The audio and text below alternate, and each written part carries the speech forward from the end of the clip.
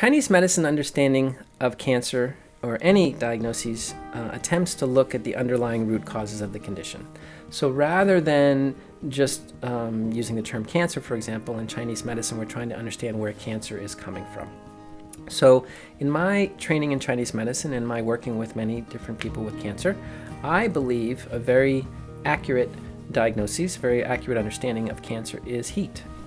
And if we look at the Western understanding of the condition, according to the American Cancer Society, cancer is the overproliferation of unhealthy cells. Or another way of saying that, the overgrowth of unhealthy cells. Well, one major cause of a lack of health is heat. Another way of thinking about heat internally is inflammation or overstimulation.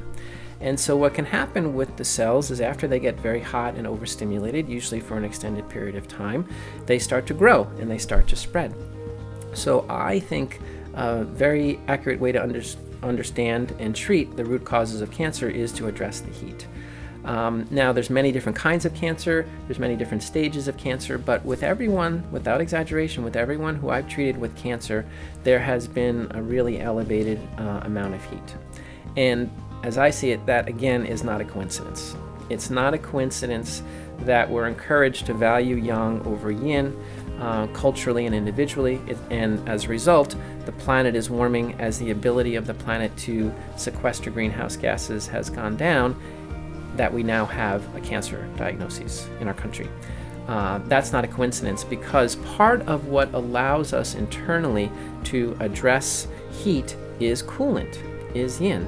So just as the planet is warming and the ability of the planet to hold greenhouse gases has gone down, what happens with cancer, in addition to the heat, which I think is the predominant issue, the predominant diagnosis, what allows the cancer to continue to grow and often to spread or metastasize around the body is the same lack of yin.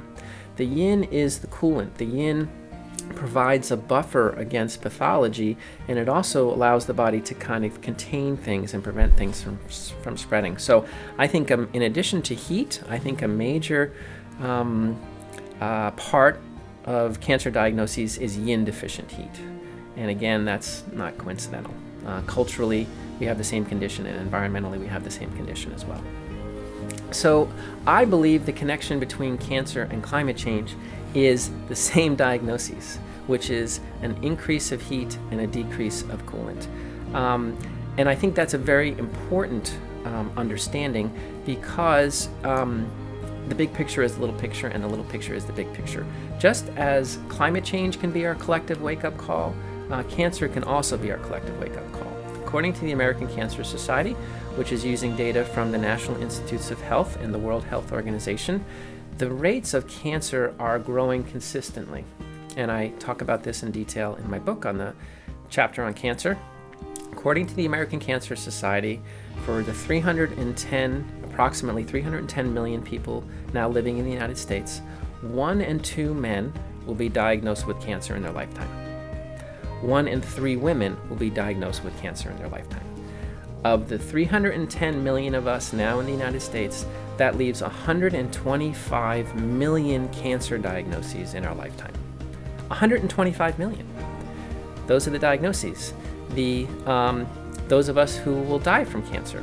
1 in 4 men will die from cancer in their lifetime, and 1 in 5 women will die from cancer in their lifetime. That's about 72 million of us will die from cancer in our lifetime.